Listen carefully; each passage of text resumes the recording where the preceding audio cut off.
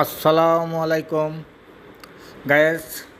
আমার ছাদ বাগানে একটা কলা গাছ লাগাইছি, বাহিরের কলা।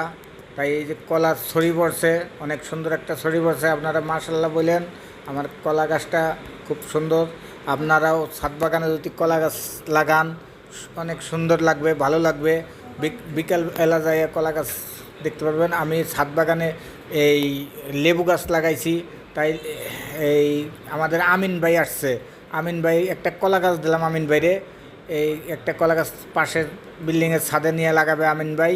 তাই আমি এই যে আমার এই লেবু গাছের থেকে লেবু পাইরা শরবত বানাইছি। এই শরবত আমিন আমিন বাইরে খাওয়াইতেছি, আমিও খাইতেছি। আর এই বাহিরের থেকে কলা গাছ আনছি, এই কলা গাছটা দিলাম। গাছ আপনারাও এরকম কলা গাছ লাগাবেন, আমার লেগে দোয়া করবেন। পরবর্তী ভিডিও আবার আমি আল্লাহ ছেলে পরবর্তী গাছ নিয়ে আসবো, পরবর্তীতে আবার দেখাবো নতুন ভিডিও। এই পর্যন্ত আল্লাহ হাফেজ।